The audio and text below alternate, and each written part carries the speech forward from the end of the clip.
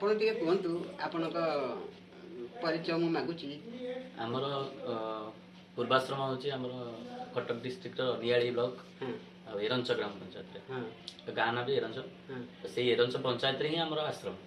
ଗୁହାଳକୁଳ ଆଉ ଗୋଟେ ନେକ୍ସଟ ଗାଁ ଗୁହାଳକୁଳ ଶ୍ରୀ ଗୋପାଳଜୀଙ୍କ ଆଶ୍ରମ, ସେଇଠି ମୁଁ ରୁହେ। ଆଉ ଆପଣ କେତେ ବର୍ଷରୁ ବାବାଙ୍କୁ ଭଗବାନଙ୍କୁ ସମର୍ପିତ ହେଲେ ଆଶ୍ରମ ଆସିଲେ? ମୁଁ ଆକ୍ଚୁଆଲି ମୋତେ ଛୋଟବେଳୁ କୀର୍ତ୍ତନ ପ୍ରତି ବହୁତ ଆଗ୍ରହ। ଆଉ ମୁଁ ଏମିତି ସ୍କୁଲ ବି ଯାଏନି, ଯୋଉଠି କୀର୍ତ୍ତନ ହୁଏ ସେଇଠିକି ପଳାଏ। ବହୁତ ଥର ବାପାଙ୍କ ଠାରୁ ମାଡ଼ ବି ଖାଇଛି। ଆଉ ତାପରେ ସେଇ ଆଶ୍ରମରେ 5 ଦିନ ପଞ୍ଚୁକ 5 ଦିନ ନାମ ହୁଅନ୍ତି। ତ ବାପା ବି ସେ ଆଶ୍ରମକୁ ଯିବା ଆସିବା କରନ୍ତି ଆଗରୁ। ତ କ'ଣ କାମ ପଡ଼ିଲା ତ କହିଲେ କି ଆଉ ତମେ 2 ଭାଇ ଯାକ ଯାଅ ସେଠି ମଠକୁ ଆଶ୍ରମ ନାମ ହଉଛନ୍ତି, ସେଠି ପ୍ରସାଦ ପାଇକି ଆସିବ।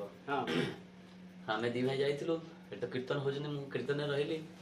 ତାପରେ ସେ ମଠର ମହନ୍ତ ମହାରାଜ ଯିଏ ଭକ୍ତଚରଣ ଦାସଙ୍କର ଗୁରୁ ମହାରାଜ ଯିଏ, ସେ ମୋତେ ଛୋଟବେଳେ ଦେଖିଛନ୍ତି, ମୁଁ ତ ଜାଣିନି ଛୋଟବେଳେ। ତେଣୁ ଅଷ୍ଟପ୍ରହରୀ ସରିଲା ପରେ ଆମେ ପ୍ରସାଦ ପାଇ ପଳେଇ ଆସିଲୁ। ତାପରେ କିଛି ଦିନ ପରେ ଆମ ଘରକୁ ମହାରାଜ ଆସିଥିଲେ ଆଉ କହିଲେ କି ଆଉ ଯେ ତୋ ପୁଅଟାକୁ ମୋତେ ଚେଲା କରିକି ଦେ।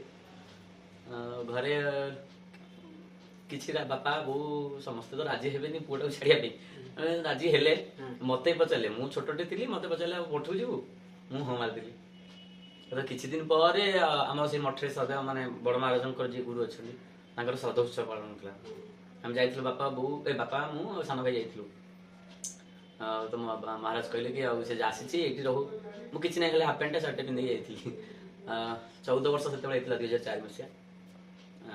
ସେବେଠୁ ଅଛି ମଠରେ। ଆଉ ଆଜ୍ଞା, ଆପଣ ତାହେଲେ ଇଏ ଭଗବାନଙ୍କ ଲାଇନ, ମଠର ଆଶ୍ରମ ଲାଇନ ଆପଣଙ୍କୁ ବହୁତ ବଢିଆ ଲାଗୁଛି ନା?